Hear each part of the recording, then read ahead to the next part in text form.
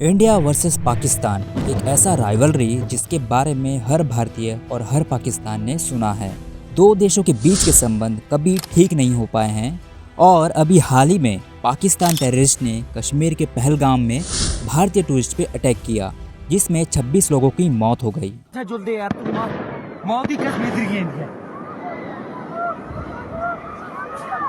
तो आज की इस वीडियो में हम देखने वाले हैं कि अगर 2025 में भारत और पाकिस्तान के बीच युद्ध हो जाए तो कौन सा देश इस युद्ध में डोमिनेट करेगा और इस युद्ध को जीतेगा। वैसे मैं आपको बता दूं कि भारत ने पहलगाम अटैक का बदला ले लिया है।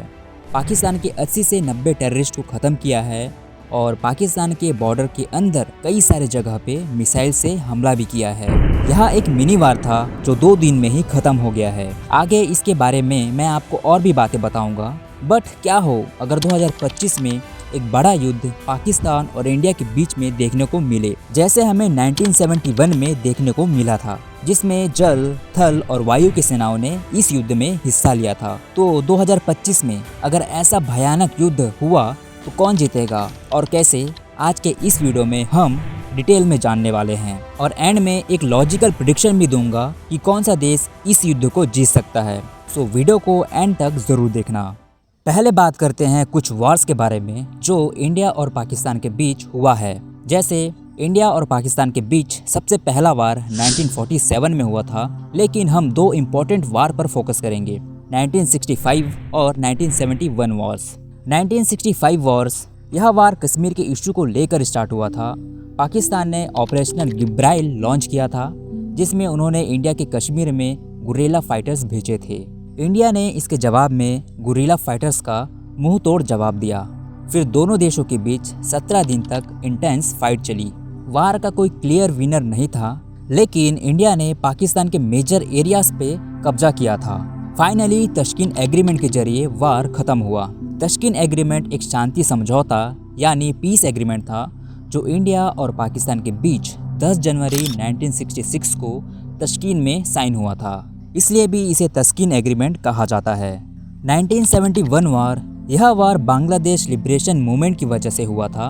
ईस्ट पाकिस्तान, जो अब बांग्लादेश बन चुका है, वहाँ के लोगों ने पाकिस्तान की आर्मी के खिलाफ फ्रीडम के लिए प्रदर्शन शुरू कर दिया था। इंडिया ने ह्यूमैनिटीज और स्ट्रेटेजिक रीजन की वजह से इंटरफेरेट किया। 3 दिसंबर 1971 को पाकिस्तान ने भारत के हवाई ठिकानों पर हमला किया, जिससे भारत ने आधिकारिक रूप से युद्ध की घोषणा कर दी थी। युद्ध के नतीजे में सिर्फ 13 दिन के अंदर इंडियन आर्मी ने पाकिस्तान के 90,000 सोल्जर्स को आत्मसमर्पण करवा दिया और बांग्लादेश एक स्वतंत्र देश बन गया। 1971 की जीत ने इंडिया को रीजनल सुपर पावर बना दिया था। फिर हुआ पुलवामा अटैक। 14 फरवरी 2019 में पुलवामा अटैक हुआ, जिसने पूरे देश को हिला दिया। CRPF के कॉन्वे पर सुसाइड बॉम्बिंग हुई, जिसमें 40 जवान शहीद हुए। इस अटैक की रिस्पॉन्सिबिलिटी जैश-ए-मोहम्मद ने ली, जो पाकिस्तान बेस्ड टेरर ग्रुप है। भारत ने इसका जवाब बालाकोट एयर स्ट्राइक से दिया। इंडियन एयरफोर्स ने पाकिस्तान के अंदर जाकर टेरर कैंप को डिस्ट्रॉय किया। ये पहली बार था जब इंडिया ने लाइन ऑफ कंट्रोल क्रॉस करके डायरेक्ट एयर स्ट्राइक किया। यह इंसिडेंट ने दुनिया को दिखाया कि इंडिया अब सॉफ्ट नहीं रहा। अब बात करते हैं कि अगर 2025 में इंडिया पाक युद्ध हो जाए, जिसमें दोनों देशों के जल, थल और वायु की सेना इस युद्ध में उतर जाए, तो क्या होगा, कौन सा देश इस युद्ध को जीतेगा। ये जानने के लिए हमें पहले दोनों देशों के आर्मी पावर को जानना होगा। तो पाकिस्तान के पास अभी टोटल एक्टिव मिलिट्रीज है 6.5 लाख और इंडिया के पास अभी टोटल एक्टिव मिलिट्रीज है 14 लाख से भी ज़्यादा। तो इंडिया पाकिस्तान को थल में यानी ज़मीन में तो पाकिस्तान को धूल चटा देगा। पाकिस्तान भारत का एक एरिया भी नहीं ले पाएगा। पाकिस्तान का डिफेंस बजट $11 बिलियन है और इंडिया का डिफेंस बजट $82 बिलियन है, जो कि 3rd हाईएस्ट है इन दी वर्ल्ड। पाकिस्तान की न्यूक्लियर वेपन अप्रोक्स 165 वॉरहेड है, तो वही इंडिया के पास न्यूक्लियर वेपन 160 वॉरहेड है। पाकिस्तान के पास मिसाइल्स है शाहीन और गौरी। गौरी मिसाइल का रंग आमतौर पर हरा, वायलेट ग्रीन या मिलिट्री ग्रीन होता है, जो पाकिस्तान की मिलिट्री के रंगों से मेल खाता है। इसकी टिप लाल रंग की होती है। शाहीन मिसाइल भी आमतौर पर हरे मिलिट्री ग्रीन कलर की होती है। इसकी नोक भी लाल रंग की होती है। वही भारत के पास मिसाइल्स हैं अग्नि, ब्रह्मोस और पृथ्वी, जो कि मॉडर्न मिसाइल्स हैं। अग्नि मिसाइलें सतह से सतह पर मार करने वाली लंबी दूरी की बैलिस्टिक मिसाइल है जो पारंपरिक और परमाणु दोनों प्रकार के हथियारों को ले जा सकती है। इसकी मारने की रेंज 700 से 8000 किलोमीटर तक की होती है।